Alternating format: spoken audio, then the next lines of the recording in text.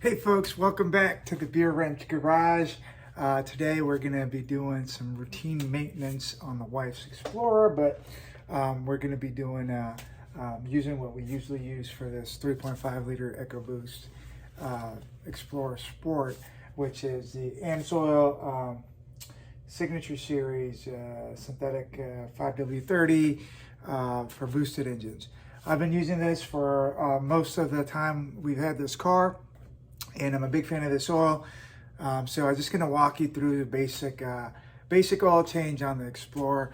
But before I get to that, I just wanna thank everybody that's been watching the various videos. I know there's a couple of them that folks have been watching. So I appreciate it. As always, if you like these videos, please give me a thumbs up.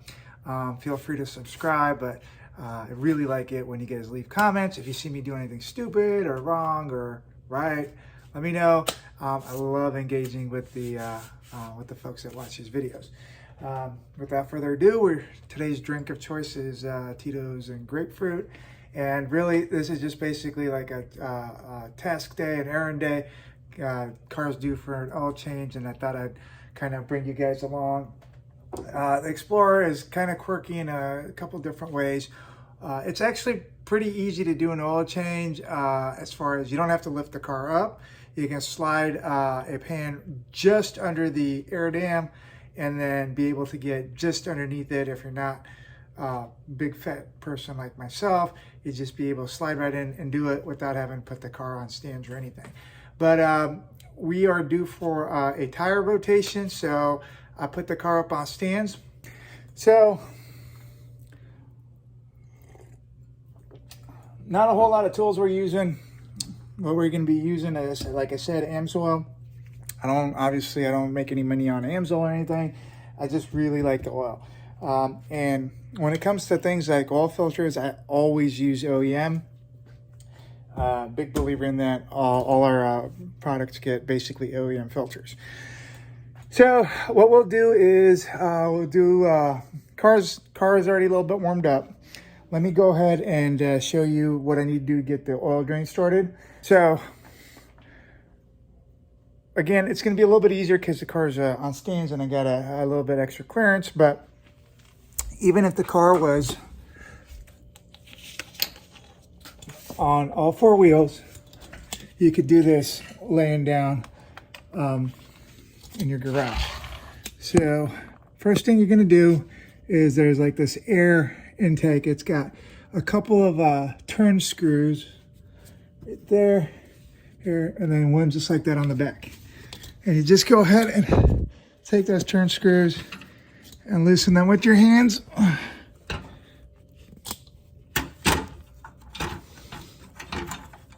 And that'll give you access to the oil pan. All right, come on, you. And then there's one in the back. So let's sit you down like this. Probably not going to see anything, but that's okay. So there's one screw in the back. And once you get that last one in the back, you can just kind of set this pan down and back. Now, if you can see your bottom of your engine here, you got your oil filter right there, and then you got your oil pan drain bolt right there. So it's a little bit of a challenge to kind of get there when the car's on the ground, but with jack stands a lot easier. I believe this is a 5/8 or 16 millimeter. So I'm going to get my pan in place, my drain pan in place, break this loose and let it drain. Then we'll spin off the filter and then we'll start doing the tire rotation. All right. All right, folks. So I just got my pan in place and I realized two things. One, I forgot to talk about my Blackstone oil kit. For this car, I like to keep basically at least every other oil change, but typically I do every oil change. I take a sample and send it off to Blackstone for analysis. And I'll talk about that in a little bit. That's how I came to decide on why I use AMSOIL. So I forgot to talk about that. I'm going to take this down there with me so I get a little bit of a sample. And then I realized that oil drain pan bolt is a 15 millimeter and not a 16 millimeter. So with our drain pan in place, we're about ready to break this loose and lay you down like that. All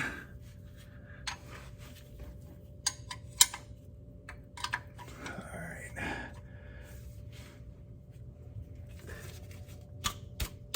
There it is. All right. Okay.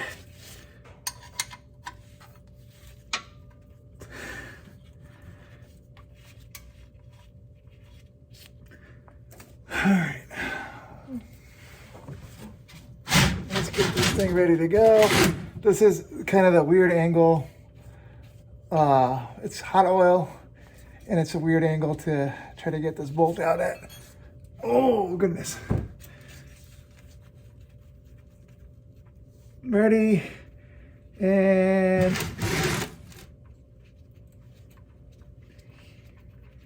here she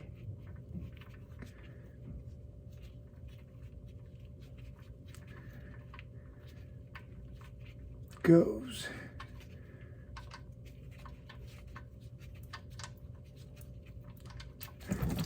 All right, not bad. All right, cool. So we'll let that kind of do its thing. Now, oh shit, I gotta take my sample. Hello. Can you guys see this? I'm gonna catch a little bit of oil in there. Nice. It's like when you pee for a urine sample. All right, folks. We got the oil drain going. And there is our sample. Next thing we're gonna do is get this oil filter. Typically, you could probably get it by hand, but sometimes it gets on there kind of tight. What you want to do is get a secondary little pan, because you probably spill some coming out and you don't want to make a mess. All right, let's give it a whirl with the hand and see if we can't get her going.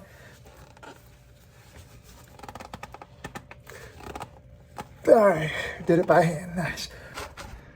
I'm just gonna lift this up.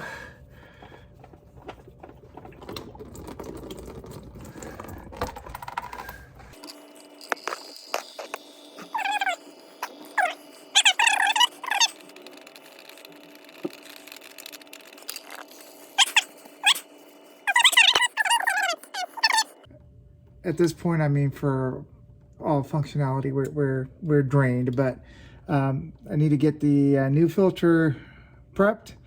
And what I like to do,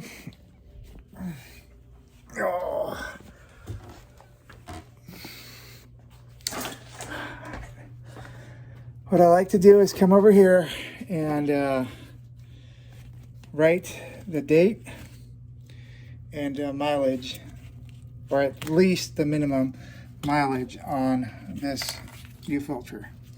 All right, so the mileage on the car is at the moment 349.6, and today's date is the 30th of May. I do that because I like doing it, and two, it just shows thoroughness if there's ever like a warranty issue, because obviously I'm not taking this car to the dealer, but if there's ever a warranty issue and they're like, oh, you didn't change the oil on time, or you didn't do preventive maintenance properly, you know, when people see this kind of little attention to detail, they know that someone's been in there that actually gives a crap. I'll get my filter directly from the dealer parts department, even though Walmart sells it, because I want that documentation to show I'm doing the periodic maintenance. Same thing with the Blackstone analysis. Again, it's documentation. So if for whatever reason I have a warranty claim on this thing, and they say, oh, you didn't do maintenance, well, you know, I got the documentation, I got the receipts. Now I have the video, but I kind of like to have that documentation. All right, so before I get ready to spin that filter back on, I'll do the little old school thing where you kind of take your finger and run some oil on the lip of the filter. Does that make a difference? No, but it's one of those habits that I can't let go. So I'm kind of a creature of habit. All right, let's take it back down real quick. This is basic stuff. This isn't any earth-shattering mechanics going on here. But since I showed you taking it off, I'm going to show you putting it back on. Okay. And as you might have seen as I took the old filter off, there was the last date we did was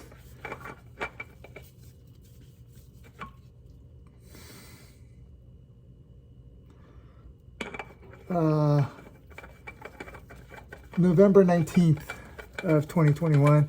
Mileage at the time was 31,618.5. All right, the reason I kind of hesitated putting that filter on right now is it just wasn't threading on real smooth, and I didn't want to cross thread it. So, and you know, you've probably seen a million oil change videos.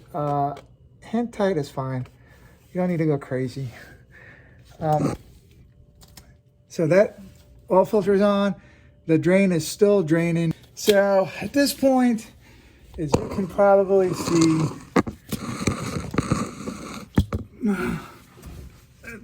this thing has gotten to a very, very slow dribble, and I'm going to call that good.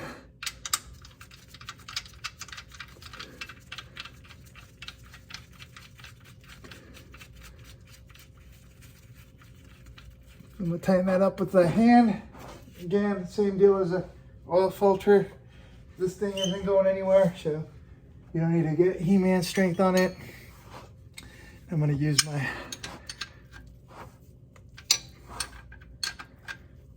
my combo wrench to go in there and give it a little tug. And one little tiny tug, and that's it. That's it. We're good. Okay. No need to get crazy with this. This thing doesn't like operate under torque. It's not going to pop out. And I'm just going to show you the little mounting holes that the little tray underneath goes. There's 1, 2, and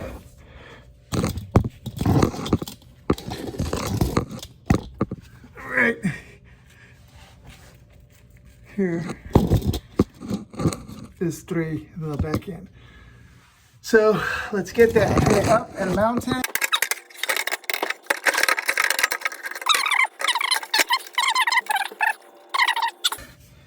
So other tray is done.